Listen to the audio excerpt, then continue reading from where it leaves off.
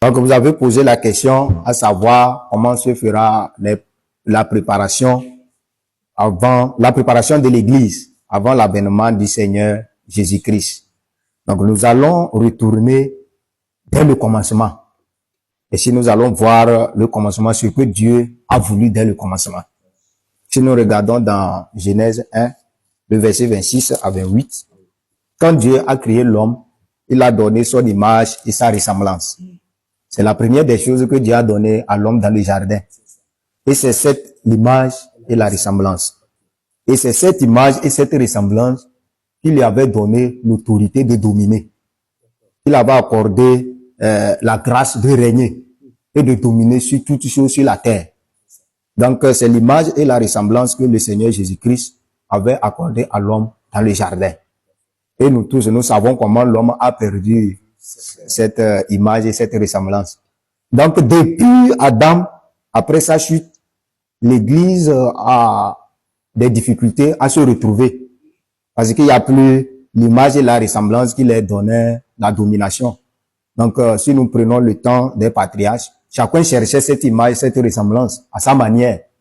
Chacun cherchait à sa manière jusqu'à Dieu a choisi Noé. Et Noé a marché devant lui. Après Noé, Dieu a choisi les Abraham, les patriarches, qui ont marché, toujours à la recherche de l'image et la ressemblance du Seigneur Jésus-Christ que nous avons perdu dans le jardin. Après les patriarches, il n'y a pas eu la perfection. Après ça, il y a eu les rois et les prophètes. Eux aussi, ils ont régné selon leur manière et selon, en ce temps, ce que Dieu les avait recommandé, comme au temps de Moïse aussi, la loi. Mais tout cela n'a pas amené à la perfection. Pourquoi cela n'a pas amené à la perfection? Parce que il faut que celui aussi qui est à l'image et à la ressemblance du Seigneur Jésus-Christ, qui doit venir nous communiquer cette image et cette ressemblance.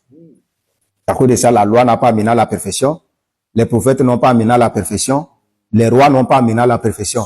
Mais c'est par le Seigneur Jésus-Christ, sa venue sur la terre et son sacrifice à la croix qui nous a accordé encore l'image et la ressemblance de Christ. Maintenant, comment se manifeste cette image et cette ressemblance? C'est par un message. C'est par un message. Pas des enseignements. Par des enseignements. Et ces messages, comment ça se fait sur la terre? Nous voyons que au temps d'Abraham, Dieu avait son message. Dieu marchait devant lui pour manifester la promesse. Au temps de Moïse, Dieu avait un message de présenter la loi au peuple. Au temps de Jean-Baptiste, Dieu avait un message de se faire baptiser, se préparer pour recevoir le Seigneur Jésus-Christ. Mais au temps de la fin des temps, Dieu a un message aussi. Et c'est ce message-là qui prépare son Église pour son avènement. C'est ce message. Donc, nous pouvons voir dans Apocalypse 14, le verset 6. Il y a un message éternel qui prépare l'Église du Seigneur Jésus-Christ. En quoi consiste ce message? J'ai vu un autre ange qui volait par le milieu du ciel, ayant un évangile éternel. Bon, les évangiles qu'on prêche maintenant là, c'est quel type d'évangile? Et un ange vient encore avec un évangile éternel. Donc, il faut savoir que ce n'est pas tout évangile qui est éternel. Il y a un évangile éternel. Et cet évangile, c'est réservé pour la mission de la fin des temps. Parce que c'est dans ça que le Seigneur va venir régner éternellement. Pour l'annoncer aux habitants de la terre, à toutes les nations, à toute tribu, à toute langue et à tout peuple. Donc, la mission de la fin des temps a un but d'annoncer cet évangile éternel à toutes les nations, à tous les peuples et à toute tribu sur la terre. Et quel est ce message? C'est la saine doctrine. La saine doctrine. C'est là-bas on parle de la saine doctrine. Donc, c'est la saine doctrine qui est l'évangile éternel. Éternel que l'ange tient pour venir annoncer à ses enfants à la mission de la fin des temps. Et si nous parlons de la saine doctrine a beaucoup de composants et beaucoup d'éléments. Ça fait beaucoup d'éléments qui composent la saine doctrine. Si nous prenons le message que Dieu a donné à son ami pour la fin des temps, qui est l'apôtre Joseph Madi Thomas, il y a l'évangile de vérité, il y a l'évangile de la repentance, il y a l'évangile basé sur le dépouillement, le dépouillement intérieur et extérieur, la croyance à notre Seigneur Jésus-Christ, le baptême par immersion, le paiement de la dîme. Donc, c'est beaucoup d'éléments qui composent le temps de composants. Mais dans ça, la base, c'est quoi? C'est la sanctification. La sanctification. C'est la sanctification qui consiste la sainte doctrine. Tout ce que le Seigneur nous cite dans les composants de la sainte doctrine, l'objectif final, c'est que ces enfants soient sanctifiés. C'est ça, le nœud du message qui prépare l'Église pour l'avènement du Seigneur Jésus-Christ. Tout ce que l'on fera, ou bien tous ces prêches, tous ces enseignements, l'objectif final, c'est que l'Église du Seigneur soit sanctifiée. Okay. Par exemple, lorsqu'on dit que quelqu'un est sanctifié, quel est son état? Que fait-il réellement pour qu'on puisse dire que lui, il est un homme sanctifié ou une femme sanctifiée? Nous savons que la sanctification est progressive. Mais Dieu nous a montré comment un homme est sanctifié. Pour être sanctifié, il faut être d'abord délivré.